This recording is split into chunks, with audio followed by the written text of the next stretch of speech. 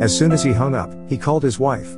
With a shakiness in his voice that he couldn't conceal, he told her to move the toy off the counter and hide it somewhere the kids couldn't get to it.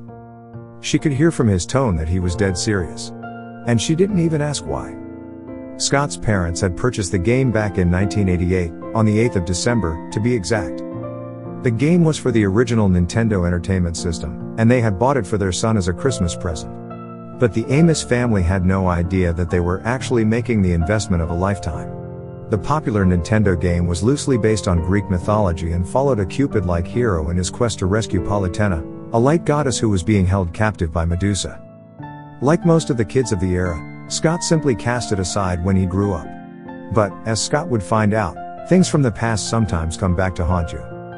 In 2019, more than 3 decades later, Scott had married and had kids of his own. They had settled in his family home, which had been passed on to him by his late parents. Although he knew the old house like the back of his hand, there was one place that nobody in his family had explored: the attic. One day, Scott had some time on his hands and decided to clean it out. When Scott came across the old game that had been stowed away in the attic, his eyes widened in disbelief. But he wasn't just surprised that it was still there after all those years. The game was in pristine condition and still in its original packaging. How had it gone undisturbed for so long? All the family has been trying to come up with a hypothesis, Scott told USA Today. My mom thinks she put it there and never got it back out, and then it ended up in the attic. And, no matter how hard Scott tried to recall ever owning the game, he just couldn't remember. Too much time had passed. Scott concluded that since the game was still unopened in its packaging and purchased on the 8th of December, it must have been a long-forgotten Christmas present. He laughed when he saw the original price. It had been purchased for $38.45, which would be around $80 today. Scott had an unshakable hunch that it would be worth a whole lot more than that now, if he could prove that it was the real deal. Fortunately for Scott, proving the authenticity of the game wasn't difficult. Besides the sealed packaging the game was still in, there was a receipt with the game.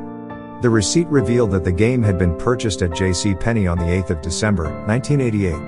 Although Scott was delighted to have found the game, its true value was still a mystery to him. After finding the amusing time capsule, Scott went about his day as usual. Not giving much thought to his actions, he placed the game on the kitchen counter and stepped out to run some errands. Little did he know, he'd made a huge mistake by forgetting the game for the second time. Would he pay dearly for it?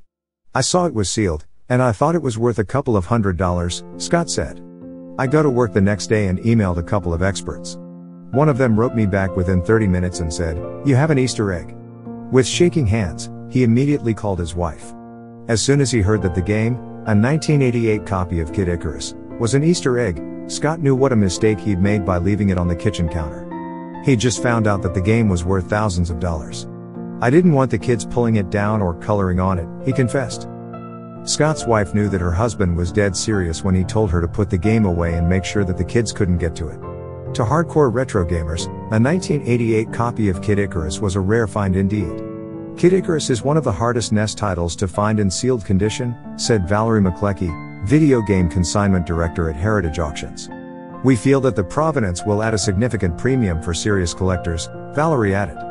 When retro enthusiasts got wind of Scott's sealed copy, they went into a frenzy.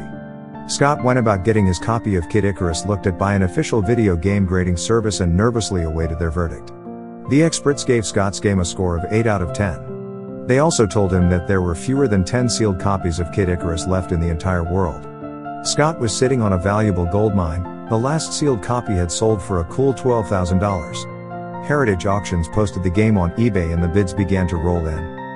Unfortunately, Scott's copy of Kid Icarus only sold for $9,000, but that's not bad for a dusty old attic find. But the decision to sell it actually came pretty easily for Scott. I remember it being hard, he said, and I was never that good of a gamer guy. That's it for today. Thanks for watching. Please, like and share and subscribe. See you soon.